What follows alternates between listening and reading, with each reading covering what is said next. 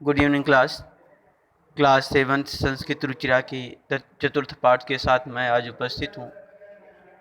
पाठ को प्रारंभ करने से पहले आइए हम लोग माँ सरस्वती के चरणों में सादर प्रणाम करते हुए अपने पाठ को आगे बढ़ाते हैं और माँ से आशीर्वाद ग्रहण करके अपने पाठ को प्रारंभ करेंगे। तो देखेंगे हम लोगों का चौथा पाठ है हास्य बाल कवि सम्मेलनम, मतलब बाल कवियों का सम्मेलन है, सभा है।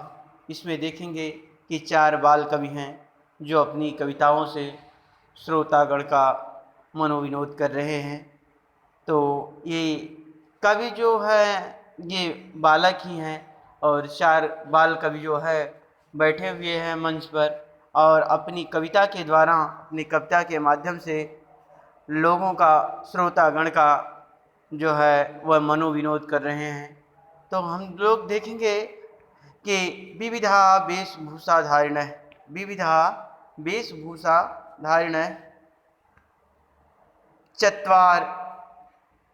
चत्वारः बालकवयः मंचस्य उपरि उपविष्टा सन्ति। अधः श्रोतारः हास्य कविता श्रवणाय उत्सुकाः सन्ति, कोलाहलं च कुर्वन्ति। देखेंगे अब विविधा वेशभूषा धारिण, विविधा अनेकों प्रकार के वेशभूषा धारिण, वेशभूषा अपने पहनावों को धारण किए हुए, चत्वारः माने 4, बाल कवयः बालक रूपी कवि, मंचस्य ऊपर मंच के ऊपर माने ऊपर, उपविष्टा बैठे हैं, उपविष्टा माने बैठना। तो यहाँ जो है कह रहे हैं कि अनेकों प्रकार की वेशभूषा धारण करके 4 बाल कवि मंच के ऊपर बैठे हैं। देखिए अधः श्रोतारः हास्य कविता श्रवणाय उत्सुका सन्ति, कोलाहलम च कुर्वन्ति। देखिए अधः माने नीचे, श्रोतारः माने श्रोतागण, हास्य कविता श्रवणाय, हास्य कविता श्रवणाय हंसी की कविता को सुनने के लिए, सुनने के उत्सुका लालायित या उत्सुक, संत माने हैं, कोलाहलम शोर, कोलाहलम शोर, च माने और, कुर्वन्ति माने करते हैं। देखें अधः श्रोतारः हास्य कविता श्रवणाय, नीचे श्रोतागण हंसी की कविता को सुनने के लिए उत्सुक हैं, और च माने और, कोलाहलम कुर्वन्ति और शोर कर रहे हैं। देखिए एक बार फिर से देख लें इसको पूरे पैराग्राफ को कि विविधा वेशभूषा धारिण चत्वारः बालकवयः मंचस्य ऊपर उपविष्टा सन्ति। अनेकों प्रकार की वेशभूषा से सुसज्जित 4 बाल कवि मंच के ऊपर बैठे हुए हैं। अधः नीचे श्रोतागण हंसी की कविता को सुनने के उत्सुक है और कोलाहल माने शोर कर रहे हैं। अगला पैराग्राफ देखेंगे। अगला संचालक मतलब संचालक महोदय जो उसका संचालन कर रहा था, अलम कोलाहलेन अद्य परम हर्षस्य अवसरः यत् अस्मिन् कवि सम्मेलने काव्यहन्तारः कालयापकाश्च भारतस्य हास्य कवि धुरंधरा समागता सन्ति। ये ही करतलध्वनिना वयम एतेषां स्वागतं कुर्मः। देखिए अलम कोलाहलम, अरे आज शोर का दिन है, शोर, अलम कोलाहलेन शोर मत करे, अद्य आज, परमम बड़े ही, हर्षस्य प्रसन्नता का, अवसर है समय, यत जो, अस्मिन इसमें, कवि सम्मेलन इस कवि सम्मेलन में, काव्यहंतारः काव्य का नाश करने वाले, कालयापकाश्च समय को बर्बाद करने वाले, भारतस्य भारत के, हास्य कवि धुरंधरा हंसी के काव्य हंसी में महारत हासिल किए हुए, कवि धुरंधरा में महारत हासिल किए, समागता माने आए हुए हैं, संति माने हैं। ये ही करतल ध्वनिना, इससे इनका करतल ध्वनिना हाथ की तालियों से, वयम एतेषां स्वागतम कुरु, हम लोगों को, वयम माने हम सबको, एतेषां माने इन लोगों का, स्वागतम कुर्मः स्वागत करना चाहिए। अब पूरा अर्थ देखेंगे आप लोग। कह रहे हैं अलम कोलाहलेन, शोर, पर्याप्त शोर ना करे। अलम माने पर्याप्त होता है, किंतु यहाँ से शोर ना करे। अद्य परमम हर्षस्य अवसर है, आज बड़े ही खुशी का समय है, प्रसन्नता का समय है। यत माने जो, हमारे इस काव्य सम्मेलन में काव्य की हत्या करने वाले, समय को बर्बाद करने वाले भारत के हास्य कवियों में महारत हासिल किए हुए कवि आए हुए हैं। ये ही इनका करतल ध्वनि नाम वयम एतेषां स्वागतम कुरु। इसलिए हम लोगों को करतल ध्वनि में तालियों से, इसलिए हम लोगों को इन लोगों का हाथ की तालियों से, मतलब ताली बजाकर स्वागत करना चाहिए। हम लोग इनका स्वागत करें, कैसे? ताली बजा के। तो देखिए ए करतल ध्वनि, इसलिए इनको हम लोगों को इन सब का हाथ से ताली बजाकर स्वागत करना चाहिए। गजधर सर्वेभ्यो अरस्केभ्यो नमो नमः। पहले कवि आते हैं गजधर, तो कहते हैं सभी नीरस, अरस्को भी माने नीरस लोगों को मैं प्रणाम करता। नमो नमः माने नमस्कार है।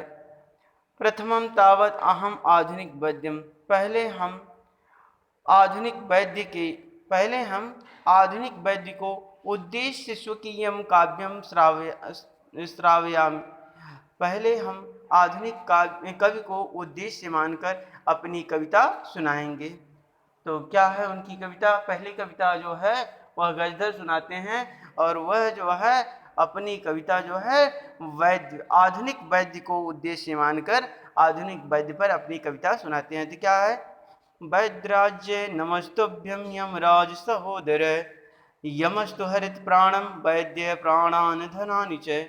देखिए यहाँ कहता है वैद्यराज नमस्तुभ्यम, यमराज सहोदर, यमस्तु हरित प्राणान वैद्य प्राणान धनानि च।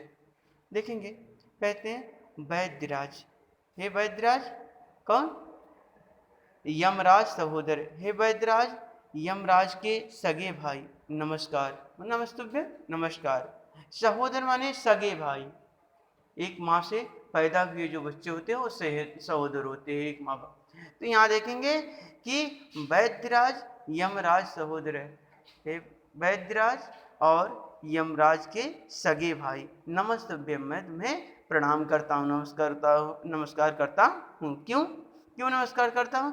कहते हैं यमस्तु हरित प्राणान, क्योंकि क्यों करता हूँ? क्योंकि यम तो प्राण को हरण करता है, यम तो प्राणों का ही हरण करता है, किंतु वैद्य प्राणान धनानि च, किंतु वैद्य तो प्राण और धन दोनों का हरण करता है, इसलिए जो है मैं वैद्य को प्रणाम करता हूँ। आगे देखें, सर्वे उच्चई हसंति, सभी लोग ऊंचे स्वर में हंसते हैं, सभी ऊंचे स्वर में हंसते हैं। कालांतक, उसी समय कालांतक आता है दूसरा कवि, अरे वैद्यस्तु सर्वत्र परंतु नाते मादृशा कुशला जनसंख्या निवारणे मामपि काव्यम इदम शृण्वन्तु भवन्तः।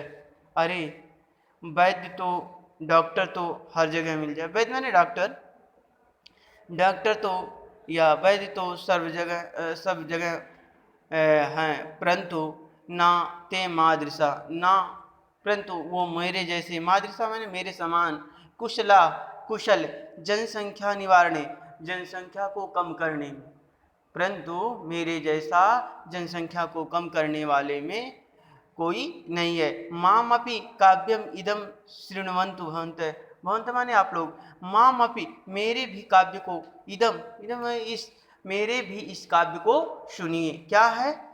चिंता प्रज्वलितां दृष्ट्वा वैद्यो विस्मय आगता, नाहं गते नामे भ्राता कश्यम इदम हस्तलाघवम।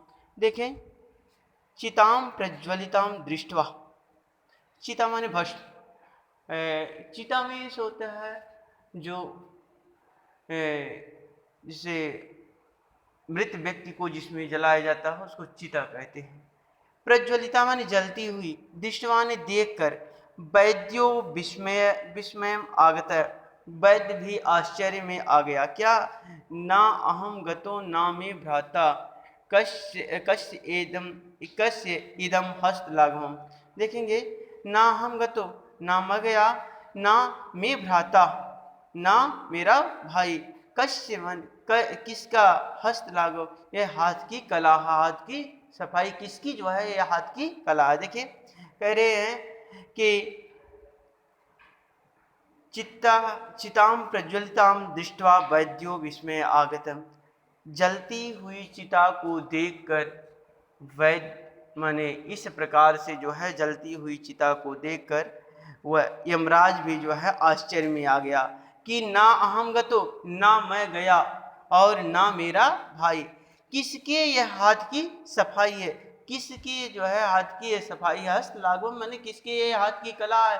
ये मतलब वह आश्चर्य में सोचता है कि ना मैं व्यक्तियों के प्राण हरण करने के लिए गया, ना मेरा भाई गया, और कौन है जो है, ना वैद्य सोचता है कि ना मैं गया और ना यमराज, ये किसके हाथ की सफाई है जो इतनी संख्या में जो है ये चिताएं जो है जल रही, अर्थात व्यक्ति की मृत्यु इतनी हुई है। तो सर्वे पुनः हसंती, सभी फिर से हंसते हैं। सर्वे पुनः हसंती, सभी फिर से हंसते हैं। तुंदिल। अब तीसरा जो है आता है हास्य बाल कवि में, तोदू है। तुंदलिस तुंद से ऊपर हस्तम अवर्तयन, कह रहे हैं तोंद के ऊपर, अपने पेट के ऊपर, तोंद के ऊपर हाथ को घुमाता हुआ, तुंदलो अहम्भो, मैं, अरे मैं तोंदू हूँ, माम अपि मेरा भी, इदम यह, काव्यम काव्य, श्रूयताम माने सुनिए, जीवने धारिताम च, और जीवन में धारण कीजिए। कहते हैं तीसरे कवि, तुंदले तुंदस्य ऊपर हस्तम आवर्त, तोंद के ऊपर, अपने पेट के ऊपर, तोंद के ऊपर हाथ को घुमाते हुए, तुंदलो अहम भो, कि मैं तो, अरे मैं तोदू हूँ, माम अपि मेरी भी, काव्यम मेरे भी काव्य, श्रूयताम सुनिए, जीवने धारितम, और जीवन में धारण कीजिए। क्या? परान्नम प्राप्यम दुर्बुद्धे माम शरीरे दया कुरु, परान्नम दुर्लभम लोके शरीराणि पुनः पुनः, परान्नम प्राप्य प्राप्य दुर्बुद्धे माम शरीरे दया कुरु, परान्नम दुर्लभ लोके शरीराणि पुनः पुनः। देखिए परान्नम माने दूसरे का अन्न, पराया अन्न, मतलब पर माने दूसरा, अन्न माने अन्न, माने दूसरे के भोजन को, अन्न माने भोजन, दूसरे को भोजन को, दूसरे के भोजन को, माँ प्राप्य माने प्राप्त करके, दुर्बुद्धि माने मूर्ख बुद्धि लोग, अरे मूर्खों दुर्बुद्धि, माम माने माँ माने नहीं, नहीं, माँ माने नहीं, शरीर माने शरीर पर, दया माने दया कर, दया कुरु माने करो, मतलब, और कहते हैं परान्नम प्राप्य दुर्बुद्धे, हे दुर्बुद्धियों, दूसरों के अन्न को प्राप्त कर, दूसरे के अन्न को प्राप्त करके शरीर पर दया मत करो, शरीर पर दया मत करो। क्यों क्यों क्यों ना करो? परान्नम दुर्लभे लोके, क्योंकि इस संसार में, लोके माने संसार, परान्नम माने दूसरे का अन्न, दुर्लभ माने कठिनाई से प्राप्त होने वाला, क्योंकि दूसरे का अन्न जो है इस संसार में दुर्लभ है, कठिनाई से प्राप्त होने वाला है, किंतु शरीर आनी पुनः पुनः, शरीर तो बार बार मिलती है। इस शरीर में जो है वह, इस संसार में, सॉरी बेटा, इस संसार में शरीर तो बार बार मिलती है, किंतु दूसरे का अन्न जो है वह बड़ी ही कठिनाई से प्राप्त होता है। इसलिए जो है प्राण्यम प्राप्य दुर्बुद्धे माँ शरीरम दया करो, प्राण्यम दुर्लभे लोके शरीराणि पुनः पुनः। कहते हैं कि दूसरे का अन्न, हे मूर्ख बुद्धि वाले, दूसरे के अन्न को प्राप्त करके शरीर पर दया मत करो, क्योंकि दूसरे का अन्न तो जो है वह बहुत ही कठिनाई से प्राप्त होने वाला है, शरीर तो बार बार मिलता है। सर्वे पुनः अट्टहासम कुर्वन्ति, सभी फिर अट्टहास करते हैं, जोर से ठहाका लगाते हैं। चरवाक, उसी समय चरवाक अगले कवि आ जाते हैं, चौथे कवि। आम आम, हाँ हाँ, शरीरस्य पूर्णम सर्वथा उष्णमेव। शरीर का पोषण हमेशा उचित ही होता है, सबको शरीर का पोषण करना चाहिए। यदि धनम नास्ति तदा ऋणम कृत्वा पौष्टिक पदार्थम यो भोक्तव्यम। यदि आपके पास धन नहीं है तो भी ऋण लेकर, ऋणम कृत्वा, ऋण माने कर्ज, कृत्वा माने करके, लेकर के, पौष्टिक पदार्थम एवं भोक्तव्यम, पौष्टिक आहार करना चाहिए। भोक्तव्य ने भोग करना चाहिए या पौष्टिक पदार्थ का जो है सेवन करना चाहिए। तदा तथा कथयति चरवाक कवि। इसके बाद जो है इस पर ही चरवाक कवि कहते हैं, यावत् जीवेत सुखम जीवेत ऋणम कृत्वा घृतम पीवेत। जब तक जियो तब तक सुख से जिए। यावत जीवेत मतलब जब तक जिए, सुखम जीवे सुखी जिए, ऋणम कृत्वा चाहे कर्ज लेकर ही, कृत्वा कर्ज करके ही, घृतम पीवेत घी को पीना चाहिए, मतलब पौष्टिक आहार का ग्रहण करना चाहिए। तर्हि श्रोतारः, इसके बाद बीच से ही एक श्रोता बोलते हैं, तर्हि ऋणस्य प्रत्यर्पणम कथम। तो ऋण का कर्ज किस प्रकार से लौटाएं? तो चरवाक श्रूयताम बोलता, श्रूयताम सुनिए, माम अपि अवशिष्टम काव्यम, श्रूयताम मम अवशिष्टम काव्यम। मतलब चरवाक कहते हैं कि मेरे बचे हुए काव्य को सुनिए। घृतम पीत्वा श्रम कृत्वा ऋणम प्रत्यार्पेत जनः। क्या कहते हैं कि घृतम पीत्वा श्रमम कृत्वा, घी पीकर श्रम करते हैं, घी पीकर श्रम करते हैं, और ऋणम प्रत्यार्पेत जनः, और श्रम करके कर्ज को वापस कर देते हैं लोग। श्रम करके उस ऋण को वापस कर देते हैं, कर्ज को वापस, प्रत्यार्पित माने वापस कर देना, लौटा देना। लोग मतलब जन माने लोग, वह ऋण को वापस, कर्ज को वापस कर देते हैं। आगे, काव्य पाठ श्रवणेन उत्प्रेरिता एक है बालको अपि आशु कविता चेत। कह रहे हैं काव्य पाठ श्रवणेन, काव्य के को श्रवण से प्रेरित, काव्य पाठ के श्रवण से, काव्य पाठ को सुनने से प्रेरित एक बालको अपि, एक बालक भी आशु कविता रचित। शीघ्र, आशु माने शीघ्र, माने जो जल्दी ही अपनी कविता को लिख दे उसे आशु कवि कहा जाता है। तो यहाँ आशु कविता में रचित, शीघ्र ही कविता को रचकर हास्य पूर्वकम च श्रावयत, हास्य पूर्वक, हंसी पूर्वक जो है वह सुनाता है। क्या सुनाता है? तो कहते हैं श्रूयताम श्रूयताम भो माम अपि काव्यम। वह बालक कहता है श्रूयताम, बालक है श्रूयताम श्रूयताम भो माम काव्यम, सुनो सुनो मेरे भी काव्य को सुनो। गज धर्म कवि चैव तुंदिल भोज्यम भोज लोलुपम, कालांतक तथा वैद्यम चरवाक्य चैनवम। गजधर कवि को और तुंदिल मैं तोदू जैसे महान कवि जो भोजन के अत्यधिक लोलुप हैं, कालांतक तथा वैद्य, कालांतक जैसे वैद्य चरवाक को मैं नमस्कार करता हूँ।